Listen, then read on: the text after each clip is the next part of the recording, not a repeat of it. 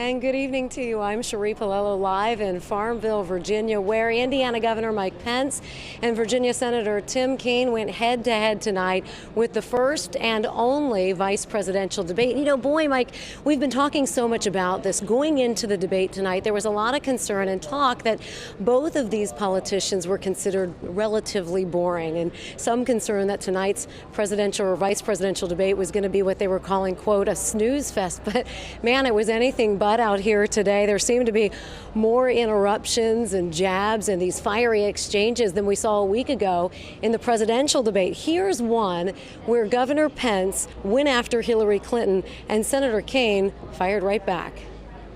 There's a reason why people question the trustworthiness of Hillary Clinton, and that's because they're paying attention. I mean, the reality is when she was Secretary of State, Senator, come on. She had a Clinton Foundation accepting contributions from foreign governments. You are Donald Trump's apprentice. Let me talk about this Senator, issue I think I'm still on my time. Well, isn't this a discussion? This is our open discussion. Let's talk about the state of the world. Let me interrupt you and finish my sentence if I can. Oh boy, despite a lot of interruptions, nonstop interruptions tonight, there were a lot of issues addressed here tonight, everything from race relations to the economy to taxes, along with questions about both of our presidential candidates, Hillary Clinton's emails, Donald Trump's taxes. Here's another heated exchange on the issue of terrorism and ISIS. He trash talks the military. The military is a disaster. John McCain's no hero. The generals need all to be fired, and I know more than them.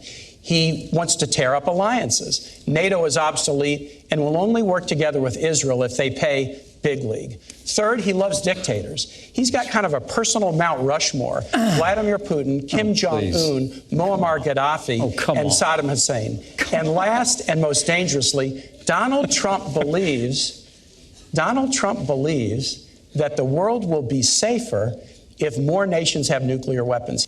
Did you work on that one a long time? Because that had a lot of really creative lines in it. I want to give this president credit for bringing Osama bin Laden to justice. But the truth is, Osama bin Laden led al-Qaeda.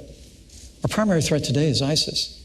And because Hillary Clinton failed to renegotiate a status of forces agreement that would have allowed some American combat troops to remain in Iraq and secure the hard-fought gains the American soldier had won by 2009. ISIS was able to be literally conjured up out of the desert, and it's overrun vast areas that the American soldier had won in Operation Iraqi Freedom.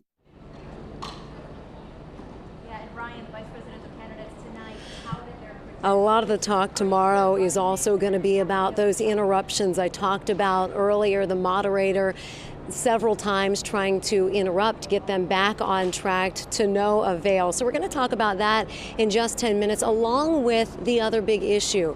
A lot of undecided voters out there looking at tonight's debate. Did it help? We'll see in just 10 minutes. Mike?